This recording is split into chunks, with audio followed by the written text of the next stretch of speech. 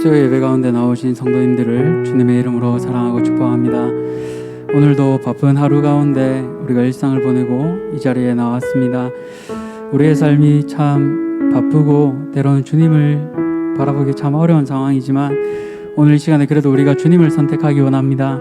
우리가 늘 우리의 위로 되시며 좋은 친구 되시는 그 주님을 찬양하기 원합니다. 이 시간 그 마음으로 함께 우리 찬양하며 나가겠습니다.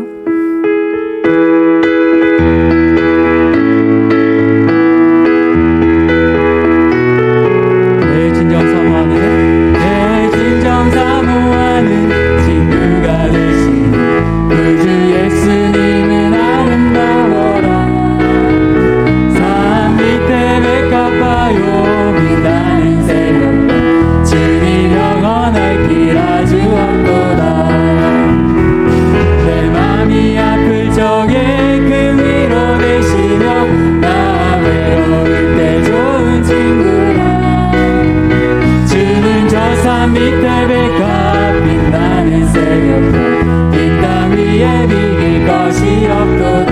내 맘의 모든 염려 이 세상 보라고 주님 항상 같이 하여 주시고 시험을 당할 때에 악마의 계교를 즉시 물리치사 나를 지키네.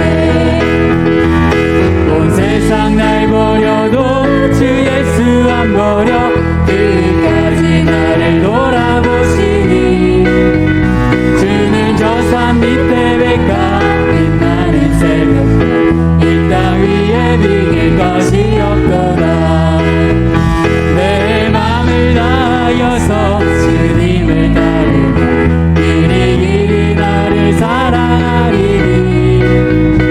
불불이 두렵지 않고 상검도 거범해 주는 높은 산성 내 방패시네. 내 영혼 먹이시는 그네 누리고 나 친히 주를 뵙기 원하네.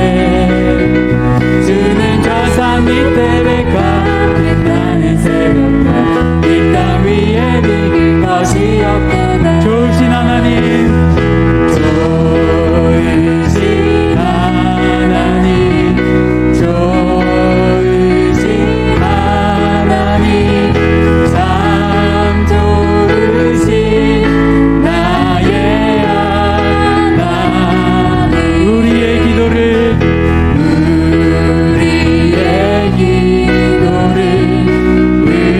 응답해 주시는 참 좋으신 나의 하나님. 한없는 축복을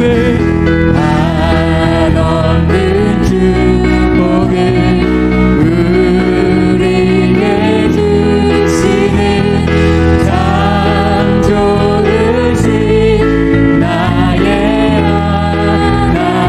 참 좋으신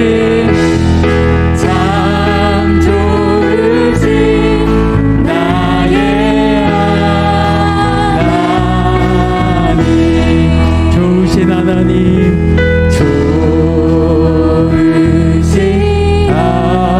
하나님,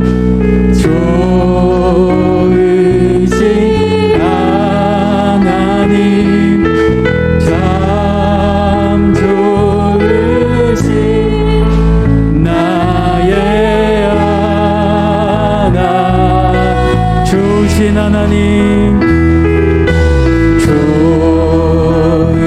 좋으신 하나님, 좋으신 하나님, 참 좋으신 나의 하나님.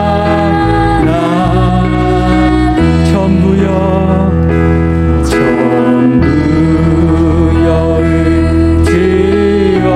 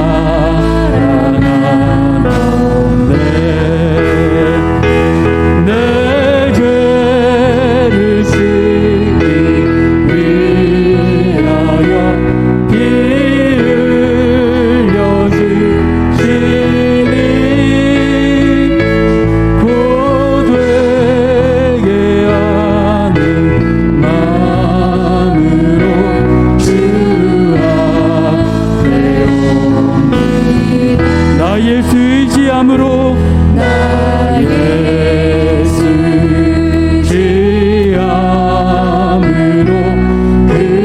근거는 받아서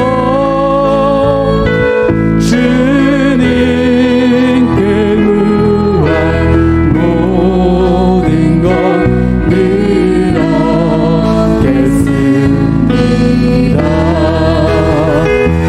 내 죄를 씻기 위하여 피 흘려주시니 고되게 하는 마음으로 주 앞에 옵니다. 내 죄를 씻기 위하여 내 죄를 씻기 위하여 피 흘려주시니 고되게 하는 마음으로 주 앞에 옵니다. 마지막으로 목소리로 고백하겠습니다. 내 죄를 씻기 위하여 피 흘려주시니 고되게 하는 마음으로 주 앞에 옵니다. 다시 한번 고백합니다. 내 죄를 씻기 위하여 피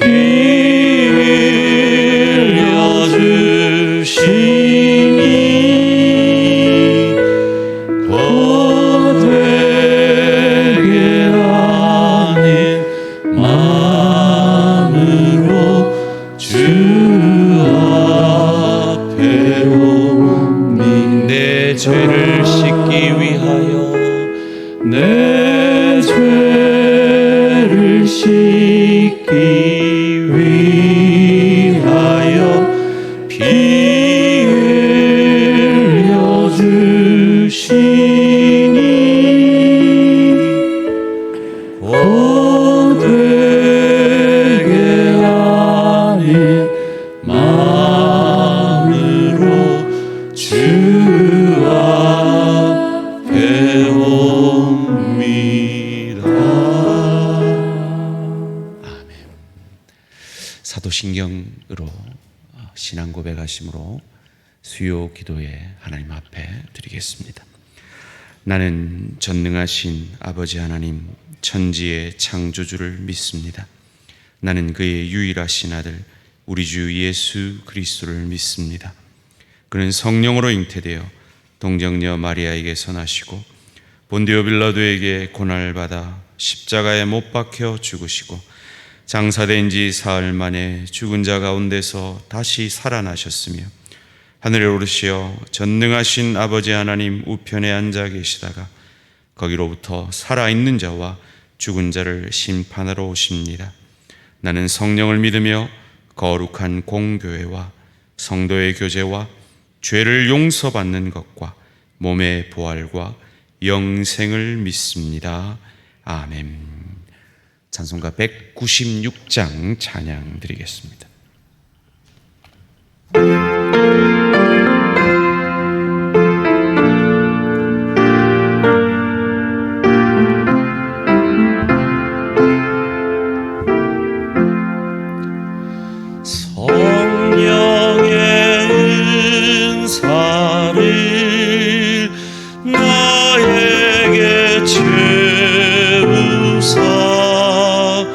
주님의 사랑 본받아 나 살게 하소서. 성령의 인사를 나에게 채우사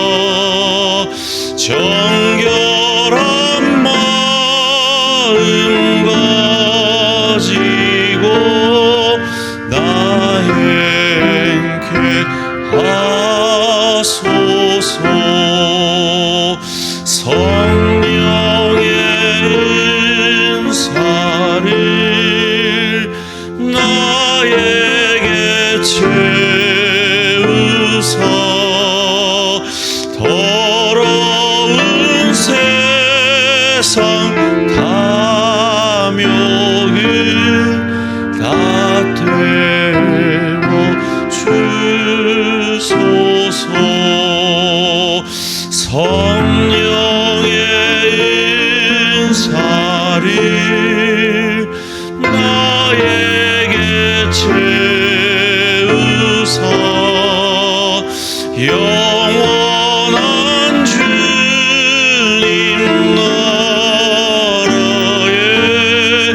나 살게 하소서. 아멘.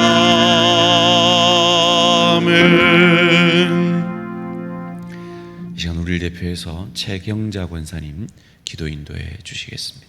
다 같이 기도드리겠습니다.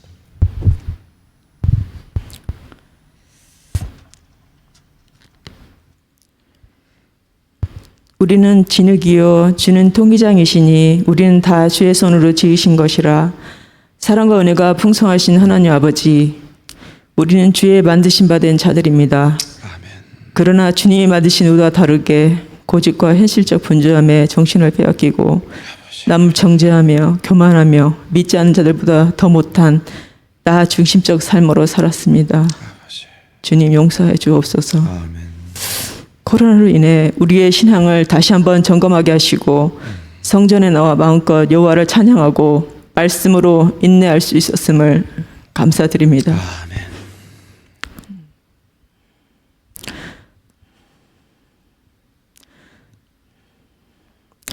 특별할 것 없는 일상 속에서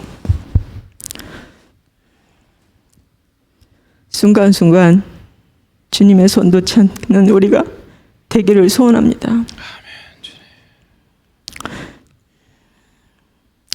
날이 갈수록 진리 안에서 더욱 성숙해지고 원숙해지는 참 생명과 희열의 삶이 되게 없소서. 주님 순종할 때 하나님의 능력을 불러온다고 했습니다. 경험케 하시니 감사합니다. 제자훈련이 목요일부터 시작됩니다. 힘써 여호와를 알므로 시시때때로 말씀하시는 세미한 주님의 음성을 깨닫고 내 주위에 있는 모든 사람들이 하나님의 사랑하는 백성임을 알아 전도할 수 있게 하옵소서. 주님, 우리 교회가 변함없는 주님의 교회로 존속될 수 있도록 도와주소서. 매주마다 새 가족을 보내주셔서 감사합니다. 알곡 신자들로 자라가게 하옵소서. 다음 세대가 더욱 부흥되어서 새 성전이 차고 넘치게 하옵소서. 아멘. 담임 목사님 영육간에 강건하게 하시고 항상 성령 충만함으로 말씀을 전하실 때 모든 성도들이 옥토와 같은 마음밭이 되게 하옵소서. 부교육자님에게도 부서를 잘 이끌 수 있도록 지혜와 명철을 더하여 주옵소서. 십자가 보혈로 죄와 사망에서 우리를 건져주신 예수 그리스도의 이름으로 기도드립니다. 아멘. 아멘.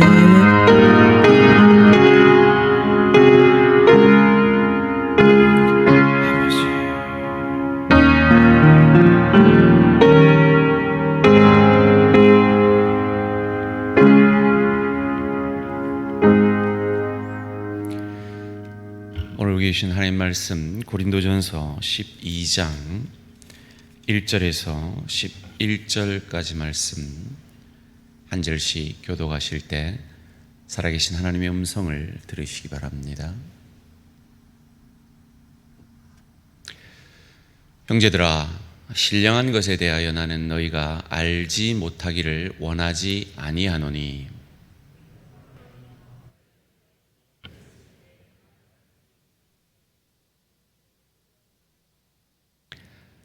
그러므로 내가 너희에게 알리노니 하나님의 영으로 말하는 자는 누구든지 예수를 저주할 자라 하지 아니하고 또 성령으로 아니하고는 누구든지 예수를 주시라 할 수 없느니라. 직분은 여러 가지나 주는 같으며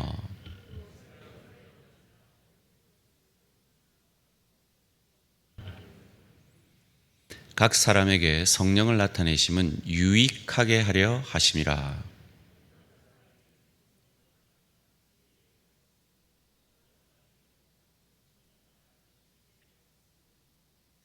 다른 사람에게는 같은 성령으로 믿음을, 어떤 사람에게는 한 성령으로 병 고치는 은사를,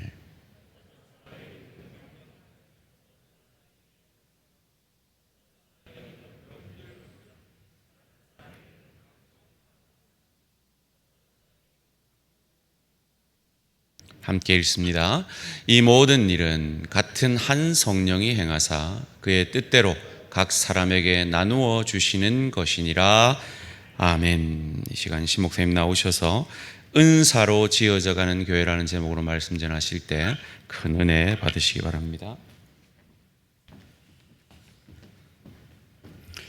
수 예배 자리에 나오신 모든 성도님들을 주님의 이름으로 환영하고 축복합니다. 또 비오는 날씨 가운데 또 하나님께서 주실 은혜를 사모하고 나온 우리 모든 성도님들 가운데 성령의 충만함과 또 하나님의 은혜가 가득하시기를 주님의 이름으로 축원합니다. 지난 2주 전에 동역으로 지어져가는 교회에 이어서 오늘은 은사로 지어져가는 교회라는 제목으로 말씀을 함께 나눠보려고 합니다.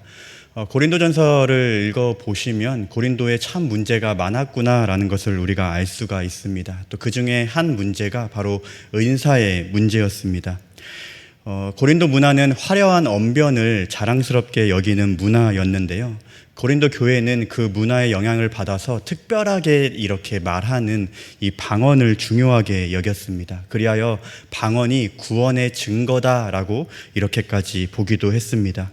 그리하여 성도들은 눈에 보이는 영적 증거인 방언을 얻기 위해서 관심을 많이 가졌고 또 방언 이외의 여러 가지 은사들을 가지고 서로 경쟁하고 또 시기하고 질투하는 그런 문제들이 교회 내에 벌어지게 됩니다.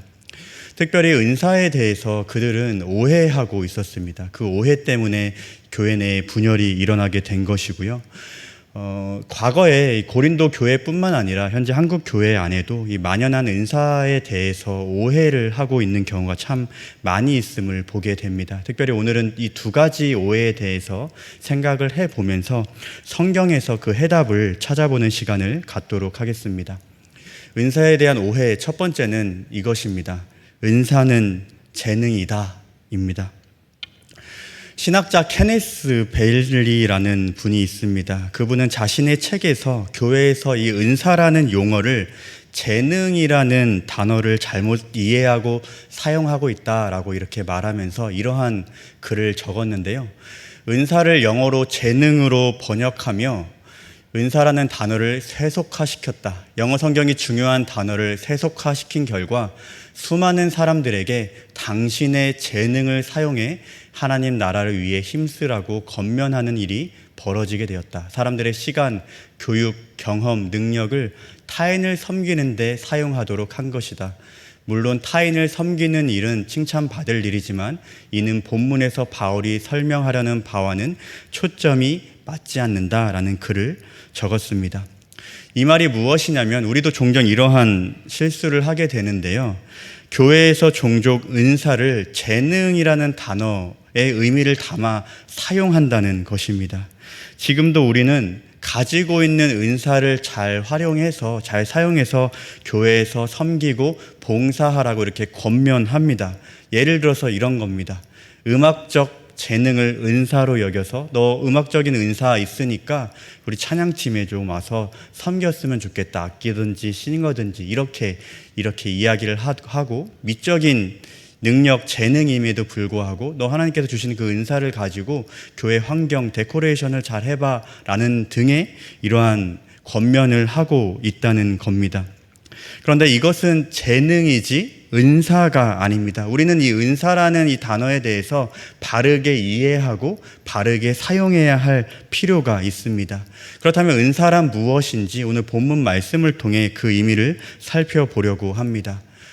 은사는 재능이라는 오해에 대한 성경의 답이 이러합니다. 화면 한번 띄워주시면 성경은 은사를 삼위 하나님의 선물이라고 말씀합니다. 은사는 재능이 아니라 삼위 하나님의 선물입니다. 오늘 읽었던 본문 4절부터 6절 말씀을 제가 한 번에 다 띄워드리려고 하는데요. 은사는 여러 가지나 성령은 같고 직분은 여러 가지나 주는 같으며 또 사역은 여러 가지나 모든 것을 모든 사람 가운데서 이루시는 하나님은 같으니 말씀합니다. 잠시 화면을 띄워주시고요. 4절부터 6절 말씀에 보면 성령, 또 주, 예수님, 또 마지막에 성부 하나님, 삼위 하나님이 모두 등장한 것을 알 수 있습니다. 사도 바울은 은사를 설명하면서 특별히 그리스도의 사역, 그리스도인의 사역과 삶을 설명하면서 삼위 하나님과 연결하여 설명하고 있습니다.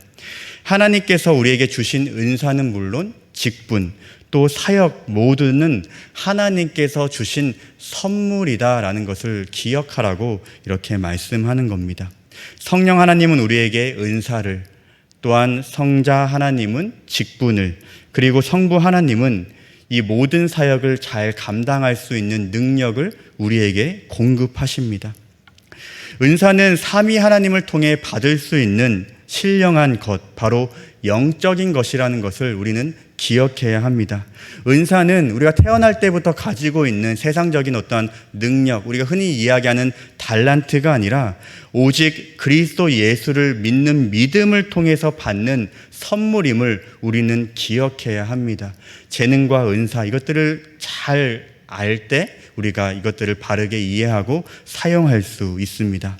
앞선 잘못된 오해, 은사는 재능이다라는 오해를 바로잡기 위해 은사에 대해서 원어를 살펴보려고 하는데요. 4절 말씀만 한번 띄워주시겠습니까? 은사는 여러 가지나 성령은 같고라고 할 때 이 앞에 보이는 은사는 선물들이라는 이 헬라어 원어의 뜻을 가지고 있습니다. 그리고 단수가 아니라 복수입니다. 정확하게 이야기하면 은사들, 선물들로 표현해야 한다는 것입니다. 설명을 드리면 삼위 하나님께서 우리 성도들에게 값없이 주신 은혜의 선물들이 바로 이 고린도전서 12장에서 말하고 있는 은사라는 것입니다. 그렇다면 이러한 은사가 무엇일까? 이 선물이 무엇일까? 그 목록들이 8절부터 10절까지에 나와 있습니다. 믿음, 병 고치는 은사, 능력 행함, 예언함, 영들 분별함, 각종 방언말함, 방역들 통역함, 이것이 바로 은사고 하나님께서 우리에게 주신 선물들입니다. 우리는 은사를 사모하라라고 할 때 어떠한 세상적인 능력을 사모해야 하고 세상적인 능력을 얻기를 바라지만 우리는 그것이 하나님께서 주시는 영적인 것임을 기억하며 하나님의 은사를, 하나님이 주시는 은사를 사모하라고 할 때 앞서 말씀드린 8절부터 10절에 있는 그 은사들을 우리는 사모해야 한다는 것입니다. 그러나 우리가 한 가지 더 생각해 보아야 할 것은 은사는 내가 선택할 수 있다는 것이 아닙니다. 선택할 수 없다는 것입니다. 내가 병 고치고 싶어요. 방언하고 싶어요. 예언 잘하고 싶어요. 믿음이 더 좋아지고 싶어요. 이렇게 내가 선택해서 하나님 주세요라고 해서 얻을 수 없다는 것입니다. 앞선 선물들의 목록들을 쭉 말씀을 드렸는데 어떠한 은사를 원한다고 해서 얻을 수도 없고 우리가 끊임없이 부르짖고 노력한다고 해서 우리가 얻을 수 있는 것이 아니라 전적으로 하나님의 손에 달려 있다는 것을 우리는 기억해야 합니다. 왜 이것을 말씀드리냐면 어떤 은사가 더 좋냐? 어떤 은사가 더 안 좋냐? 이러한 비교와 경쟁과 과시할 필요가 없다는 것입니다. 서로 각각 하나님께서 예수 그리스도를 믿는 믿음 가운데 우리에게 은사를 주셨는데 하나님께서 우리에게 가장 맞는 은사를 허락하셨기 때문에 그것에 우리는 감사해야 하고 다른 사람들의 은사는 또 존중해야 하며 우리가 함께 받은 이 은사를 통해 우리 교회가 온전히 지어져 갈 수 있도록 사용해야 한다는 것을 우리는 알아야 한다는 것입니다. 하나님께서 우리에게 은사를 주셨는데 이 각자 주시는 은사를 가지고 서로 자랑하거나 과시하거나 또 비교함을 통해서 나에게 왜 나는 이런 은사밖에 없고 혹은 나는 왜 은사는 없고 저분에게 저런 은사를 주었는지 라는 이러한 것이 아니라 함께 이것들을 통해서 교회가 온전히 지어져 간다는 것을 기억하며 우리가 가진 은사를 가지고 우리 교회가 더욱더 든든하게 세워져 가고 은사를 통해 지어져 가기를 예수님의 이름으로 축원합니다. 은사에 대한 오해 두 번째는 바로 이겁니다. 은사는 방언이다 입니다. 수련회 또 기도원 신유 집회 이런 현장들 가보셨나요? 특별히 저녁 집회가 되면 성령의 역사하심이 오늘 일어날 것입니다 라고 선포하며 특별히 방언을 사모하기 위해서 사모하라고 하면서 방언에 대한 강조를 참 많이 합니다. 집회 분위기도 그러한 방언을 받는 분위기를 만들고 세워진 강사 목사님들이 이 방언의 유익에 대한, 방언을 왜 받아야 하는지에 대한 말씀을 많이 전합니다. 그래서 앉아있는 사람들이 모두 다 방언을 받고 싶어 합니다. 아, 방언을 받으면 저렇게 좋구나. 혹시 옆에 있는 사람은 받는데, 옆에 나랑 같이 온 친구는 받는데, 동생은 받는데, 혹시 나만 못 받으면 어떡하지? 라는 이러한 걱정과 근심도 생기면서 어떻게든 방언을 받기 위해 막 부르짖고, 막 구르고, 눈물을 흘리고, 막 매달리는 이러한 일들이 벌어집니다. 그리고 기도회가 마치고 저 방언 받았어요 하면 막 교역자, 교사들, 선후배 할 것 없이 막 같이 기뻐하고 막 축하해 주는 이러한 그런 집회 현장이 또한 기억이 납니다. 개인적인 경험을 좀 말씀을 드리려고 합니다. 저도 과거 수련회 집회에서 앞서 이야기해 준 것처럼 그런 분위기를 만들고 방언을 무조건 받아야 되는구나 라는 메시지를 듣고 방언을 받았습니다. 당시 첫째 날, 둘째 날은 별로 생각이 없다가 마지막 넷째 날 저녁에 방언은 오늘 반드시 받고야 말리라 라는 이런 결단을 가지고 몇 시간을 부르짖고 매달리면서 방언을, 이러한 표현을 좀 하면 그렇지만 받아냈습니다. 다음날 아침에 그 강사 목사님이 말씀하셨던 것처럼 막 혀가 막 말려 있는 것 같고 막 기도하는데 막 방언이 막 터져 나오더라고요. 그리고 후에 이러한 얘기를 또 들었습니다. 막 알랄랄라 이런 방언은 조금 수준이 낮은 어린아이 같은 방언이다. 그래서 고급 방언을 받아야 된다. 고급 방언이란 즉슨 외국어처럼 또렷하게 들려야 되는 방언을 받아야 한다는 겁니다. 그때 당시에는 막 영적인 갈급함과 사모함이 있었기 때문에 또 그거 달라고 또 막 부르짖음을 통해서 막 받았습니다. 지금 생각하면 약간 러시아 계통의 막 스키스키 막 이러한 방언을 제가 받았던 기억이 있는데요. 그래서 질문을 한 가지 드려보려고 합니다. 그렇다면 모두 방언을 해야 할까요? 강사 목사님처럼 방언은 유익이 있기 때문에 무조건 우리가 방언을 받아야 할까요? 오순절 주의자들은 방언을 꼭 받아야 한다고 주장합니다. 교회나 혹은 집회 현장에서 방언에 대한 유익을 전하고 성령의 은사나 이 방언을 꼭 받아야 한다고 이렇게 주장하는 메시지는 대부분 오순절 계통의 영향에서 나온 것으로 볼 수가 있습니다. 그들은 방언을 말할 때 사도행전 2장 4절을 인용하는데요. 이 말씀입니다. 그들이 다 성령의 충만함을 받고 성령이 말하게 하심을 따라 다른 언어들로 말하기를 시작하니라. 그들이 이렇게 강조하죠. 성령의 충만함을 받았다면 다른 언어들로, 방언으로 반드시 말해야 한다. 너 성령 충만 받았어? 성령 세례 받았어? 그러면 방언으로 증거가 나와야 한다라고 주장합니다.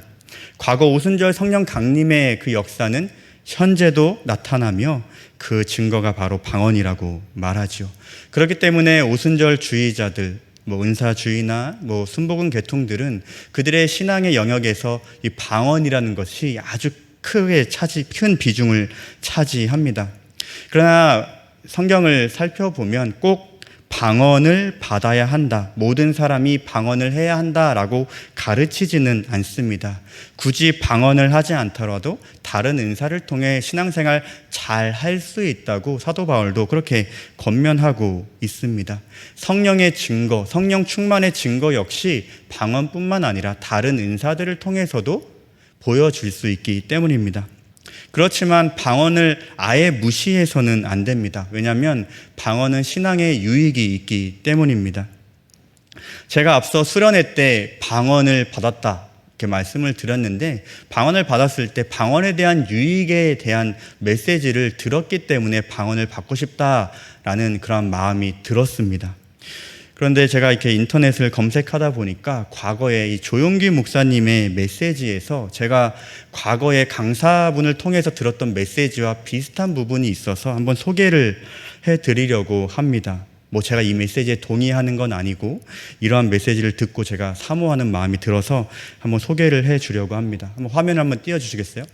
설교 제목이 이러합니다. 방언 기도의 유익이 무엇인가? 첫째, 방언은 성령 충만의 확신을 준다. 둘째, 방언은 하나님과 깊은 교통을 나누는 비밀한 언어이다. 셋째, 방언은 자기 신앙의 덕을 세운다. 넷째, 방언은 마음의 곤비함에서 해방시켜준다. 다섯째, 방언은 말할 수 없는 탄식의 기도이다. 여섯째, 방언은 통역이 따르면 예언과 같다. 마지막 일번째, 방언은 오랜 기도를 가능하게 한다. 이걸 딱 들으면 방언, 우리 이왕 기도하는 거 방언으로 기도해야겠다라는 그런 마음이 들지 않으십니까? 저는 이 설교를, 이러한 비슷한 유형의 설교를 듣고 무조건 오늘 밤에 방언을 받고 돌아가야 말리라라고 결단하며 받았던 그런 기억이 있는데요. 사실은 방언을 받으면 좋다라고 말씀드릴 수 있을 것 같습니다. 방언을 사모하는 마음이 있으면 자연스럽게 방언을 위해서 기도하시면 좋다라고 말씀을 드릴 수 있을 것 같습니다. 사실 방언은 우리의 가슴을 뜨겁게 하고 또 기도의 열정이 살아나게 돕기 때문에 방언에 대해서 저는 긍정적으로 이야기하고 싶습니다. 만약 방언을 해서 우리의 가슴이 더욱더 뜨거워지고 기도의 열정이 살아나고 깊은 기도의 세계에 들어간다고 하면 방언만큼 좋은 게 있지 않을까요? 그런데 기억해야 할 것은 방언보다 사모해야 할 은사가 더 많이 있다는 것입니다. 고급 방언까지 받았던 저는 현재 방언을 잘 하지 않습니다. 이유가 궁금하시죠? 나중에 말씀을 드리도록 하겠습니다. 그렇다면 은사는 방언이다라는 오해에 대한 성경의 답이 있습니다. 한번 화면에 한번 띄워주시겠습니까? 둘째는 이겁니다. 성경은 방언보다는 예언을 하라, 이렇게 우리에게 말씀하고 있습니다. 오늘 읽지는 않았지만 고린도전서 14장 1절 말씀을 함께 같이 읽어볼까요? 시작. 특별히 예언을 하려고 하라. 고린도전서 14장 1절 말씀에 보시면 특별히 예언을 하려고 하라라고 가르쳐주고 있습니다. 다음 하면 조영기 목사님 아까 그 화면 좀 띄워주시겠어요? 1번부터 7번을 한번 다시 한번 읽어보십시오. 기도의 유익을 한번 보시면 타인의 유익, 공동체의 유익이 있는지 한번 찾아보십시오. 다른 사람의 유익, 공동체의 유익. 방언의 7가지로 정리를 하셨지만 방언의 유익을 살펴보면 개인적인 나 자신의 유익밖에 없음을 보게 됩니다. 방언은 개인의 유익을 끼칠 뿐입니다. 그러나 바울이 가르쳐줬던 예언은 공동체의 유익을 끼칩니다. 그래서 바울은 이왕이면 방언의 은사보다는 예언의 은사를 받아라 라고 말씀하고 있는 것입니다.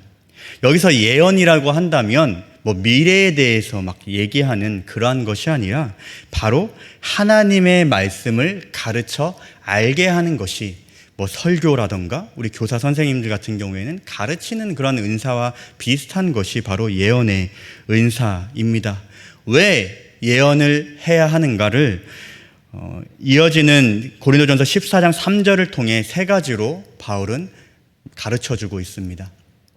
그러나 예언하는 자는 사람에게 말하며 덕을 세우며 권면하며 위로하는 것이요. 화면에 한번 띄워주시고요. 3가지로 정리합니다. 왜 예언이 필요한가? 첫째는 예언은 성도들의 덕을 세워주기 때문에 예언을 사모해야 한다는 것입니다. 덕을 세운다. 원어로 보면 건물을 세운다라는 의미와 동일하더라고요. 바로 건물이 세워지는 것처럼 성도들이 그리스도 안에서 온전하게 세워질 수 있도록 돕는 것이 예언이기 때문에 특별히 사도 바울은 예언을 사모하라라고 가르쳐주고 있습니다. 두 번째는 권면하여. 바로 예언은 성도들을 권면합니다. 권면이라는 것은 성도들이 옳고 그름을 기도하며 바른 길로 갈 수 있도록 가르쳐주는 것을 말합니다. 어떻게 보면 권면이라는 것은 듣기 싫은 말일 수도 있지만 그 사람이 잘 될 수 있도록 하는 것이기 때문에 예언을 통해 성장하고 성숙할 수 있는 그러한 기회가 됩니다. 그래서 특별히 예언해야 합니다. 마지막으로 중요한 것은 예언을 통해 위로할 수 있기 때문에 예언하라 말하는 것입니다.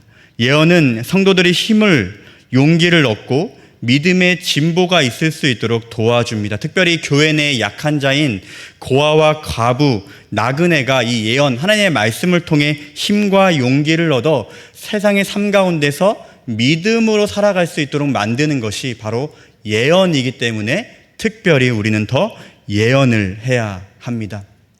이것과 더불어 아주 중요한 유익이 한 가지 더 있습니다.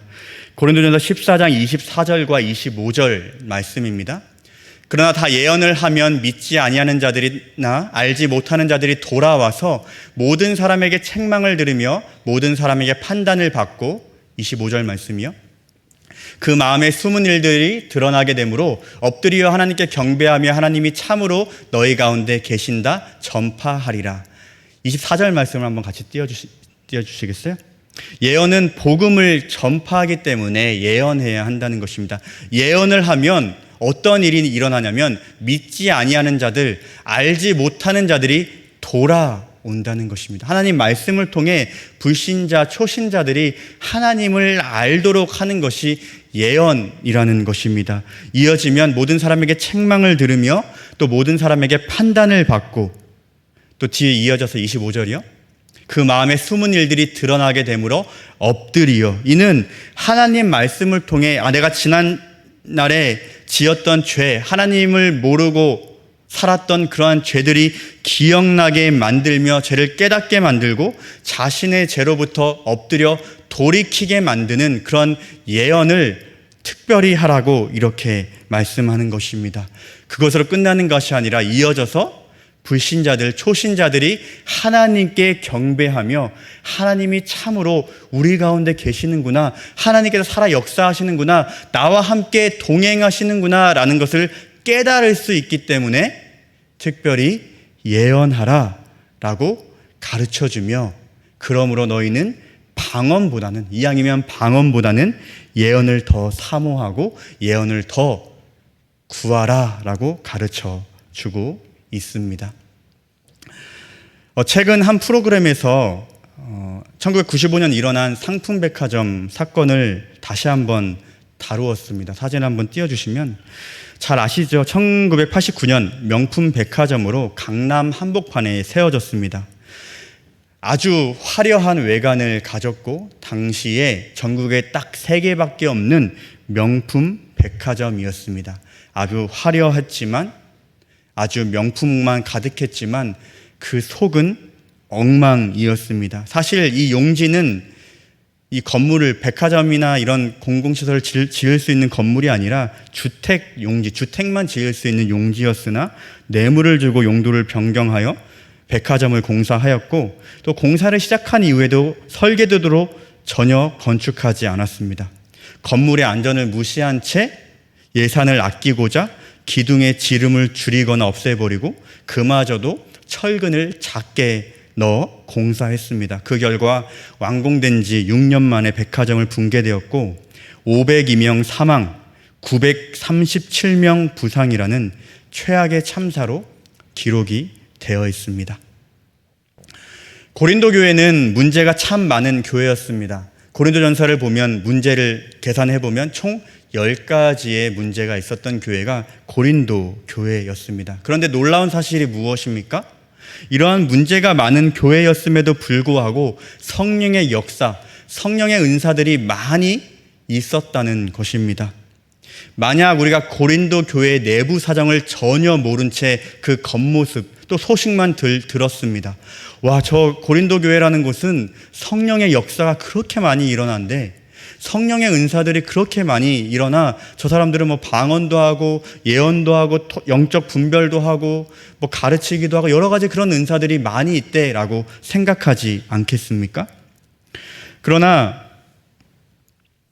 이 상품백화점이 외관이 화려하고 내부가 엉망이었던 것처럼 그들의 겉모습은 역사가 일어나고 화려했는지는 모르겠지만 그 안에는 썩어 있었습니다. 오히려 하나님께서 주신 이 은사로 말미암아 분열이 일어나왔습니다.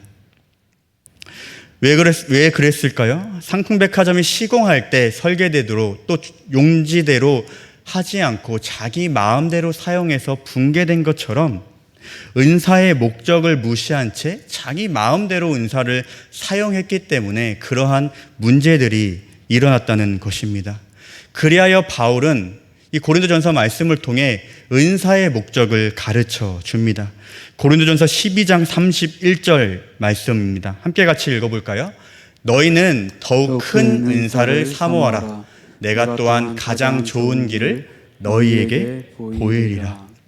사실 고린도전서 12장 31절 말씀은 해석이 참 난해한 구절입니다. 해석이 좀 제각각인데 또 개혁주의적이고 또 대부분의 학자들이 따르는 의견으로 말씀을 드리자면, 더욱 큰 은사를 사모하라 할 때 더욱 큰 은사를 많은 사람들이 사랑으로 해석합니다. 그런데 더욱 큰 은사는 사랑이 아닙니다. 한글로는 보여지지 않지만 앞서 이야기했듯이 은사라는 단어는 복수형입니다. 너희는 더욱 큰 은사들을 사모하라가 맞는 해석입니다. 더욱 큰 은사가 무엇입니까? 바로 공동체, 교회에 유익을 끼치는 그 은사들을 사모하라라는 그런 말씀입니다. 이어지는, 더 중요한 것이 이어지는 말씀입니다. 내가 또한 가장 좋은 길을 너희에게 보이리라. 이 말씀이 중요합니다. 여기서 가장 좋은 길이 바로 사랑입니다. 모든 은사가 추구해야 할 길, 나아가야 할 길, 은사의 목적지, 그것이 바로 이어지는 13장에 있는 사랑입니다. 우리가 왜 은사를 사모해야 할까요? 사랑하기 위해서 은사를 사모해야 한다는 것입니다. 우리가 왜 은사를 하나님께서 주셨습니까? 받은 은사를 가지고 서로 사랑하라고요. 교회에 유익을 끼치고 은사를 통해 교회가 잘 지어져 가도록 하나님께서 우리에게 주셨다는 것입니다. 하나님은 이 교회를 누구보다도 사랑하십니다. 왜냐하면 그리스도의 십자가의 핏값으로 사신 교회이기 때문입니다. 십자가로 세우신 이 그리스도의 몸된 교회를 사랑하라고 하나님께서는 우리에게 은사를 주셨습니다. 우리는 각자의 은사를 통해 어떻게든 교회가 사랑의 공동체로 잘 세워질 수 있도록 우리는 사용해야 합니다. 삼풍백화점은 목적을 알지 못한 채 제대로 짓지 않아 붕괴했습니다. 하지만 하나님께서 세우신 고린도 교회는 어떻게 됐을까요? 고린도 교회는 견고히 세워졌습니다. 고린도전서에는 문제로 끝나지만 고린도 후서 말씀을 보면 변화된 고린도 교회의 모습을 볼 수가 있습니다. 그들이 잘못된 것에서 돌이켰을 때, 잘못된 목적지로 향해 나아가다가 그것에서 돌이켜 하나님께서 주신 바른 목적, 사랑의 목적으로 나아갔을 때 고린도 교회는 돌이켜 온전한 길로 나아갈 수 있었던 것입니다. 마지막 이 대답으로 오늘 말씀을 마무리하려고 합니다. 앞선 질문의 대답, 그토록 사모하며 받았던 고급 방언을 왜 제가 지금 사용하지 않을까요? 궁금하셨나요? 이 질문에 답을 하면서 기도의 자리로 나아가려고 합니다. 잘 아시다시피 우리 고신교회는 굉장히 보수적이고 이 은사주의나 이러한 오순절 계통과는 아주 거리가 먼 교단입니다. 제가 신대원 1학년에 들어갔습니다. 저희들이 이 신대원 방에서 교제를 많이 했는데요. 여러 가지 기도에 대해서나 말씀에 대해서 다른 것도 이야기하지만 그런 것들에 대해서 종종 이야기했습니다. 모여서 이야기를 하고 있는데 어느 한 친구가 이러한 이야기를 하는 겁니다. 새벽 기도 때 너무 시끄러워서 기도가 안 된다는 겁니다. 너무 시끄러워서 자기는 막 기도하고 싶고 막 하고 싶은데 시끄러워서 기도가 안 된다는 겁니다. 무엇이 그렇게 기도 시간에 시끄러웠을까요? 방언 기도하는 사람 때문에 너무 시끄러워가지고 기도가 안 된다는 것입니다. 자기는 방언이 그게 정말 성령의 은사인지도 모르겠고 이 성령의 은사는 과거에 끝난 건지도 잘 모르겠는데 어쨌든 방언 때문에 기도가 안 된다는 것입니다. 그 말을 듣고 제가 제 성격상 싸웠을 텐데 어떻게 하나님께서 은혜를 주셨는지 그 앞에서 한마디 말을 안 하고 함구했습니다. 그리고 그 다음 날부터 새벽 기도 때 방언 기도를 그쳤습니다. 근데 그 이유가 바로 이 목적을 깨달으니까 제가 왜 그렇게 하나님께서 하셨는지를 알더라고요. 바로 하나님께서 방언을 주신 이유도 사랑의 목적으로 나아가기 위해 주신 거라더라고요. 내가 아무리 나의 유익을 위해 방언을 통해 하나님께서 깊은 교제에 들어간다 하더라도 나의 그러한 방언을 통해 누군가가 피해를 보고 누군가의 기도를 방해한다면 그치고 혼자 은밀히 있을 때는 하는 것이 하나님께서 더 원하시는 것이라는 것을 사도 바울을 통해 깨닫게 되었습니다. 오히려 방언을 통해 다른 사람들을 방해하고 또 다른 사람의 기도를 못하게 하는 것은 하나님의 뜻이 아니라 하나님께서 방언을 주신 것은 더 성숙하여 사랑하라고, 더 성숙하여 품으라고, 더 성숙해서 배려하라고, 더 성숙하여 교회를 유익케 하고 교회를 잘 지어가는데 세우라고 주신 것임을 깨달았습니다. 사랑하는 성도님들, 우리에게 하나님께서 각각의 은사를 주셨습니다. 그 은사를 자랑하라고 주신 것이 아니라 사랑하라고 주셨습니다. 그것들을 기억하시며 하나님께서 우리에게 주신 은사를 가지고 무엇보다도 우리 대한교회가 은사를 통해 잘 지어져 가기를 주님의 이름으로 축원합니다. 함께 이 시간 기도하기를 원합니다. 특별히 우리가 더 큰 은사를 사모하라고 말씀하셨습니다. 우리는 끊임없이 이 성경에 기록된 은사를 사모하며 기도해야 합니다. 방언을 위해서도 기도해야 하고 특별히 예언을 위해서 기도해야 하고요. 또 영들 분별함을 위해서 기도해야 하고 사랑을 위해서 기도해야 합니다. 모든 것의 이유는 더 사랑하기 위해서, 더 공동체의 유익을 끼치기 위해서, 더 교회가 든든히 세워져 나가기 위해서입니다. 이 시간 함께 기도할까요? 하나님, 나에게 이 신령한 은사 허락하여 주시옵소서.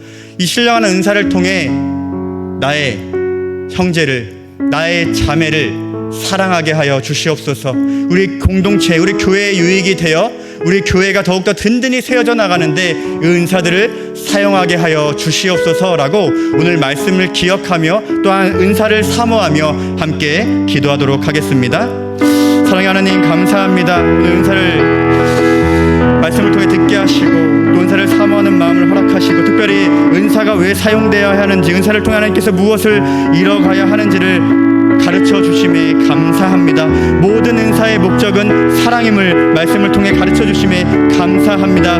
내가 가진 이 은사를 가지고 더욱 사랑하게 하여 주시옵소서. 우리의 형제자매를 사랑하며 품게 하여 주시옵소서.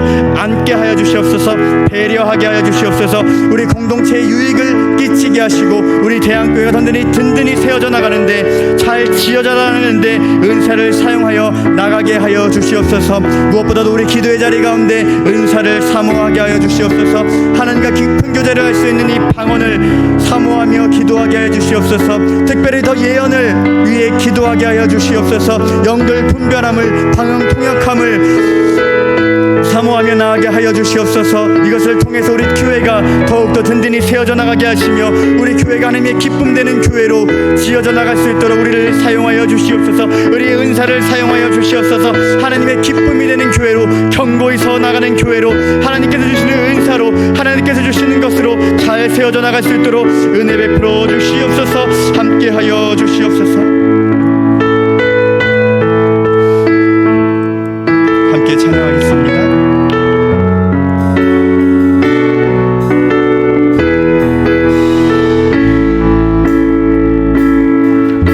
우리에게 소원이 하나 있는 주님 다시 오신 그날까지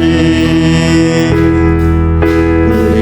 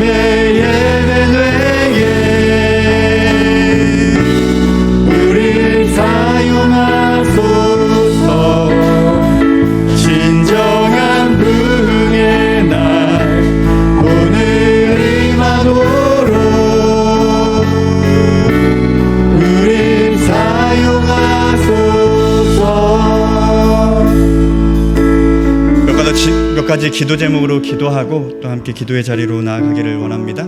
기도 제목을 한번 띄워주시겠어요? 네, 먼저는 예배 회복을 위해 함께 기도하기를 원합니다. 특별히 예언의 말씀을 사모하라 또 사도 바울이 가르쳐 주었는데요. 예언의 말씀은 이 설교 강단을 통해 선포됩니다. 주일 또 수요, 금요, 새벽 기도 이 자리에 나옴을 통해서 그것 가운데 역사가 일어나고 심령의 변화가 일어나고 앞서 이야기했듯이 또한 초신자가 또한 믿지 않는 자들이 돌이키는 그 역사는 이 예배의 자리를 통해서 일어납니다.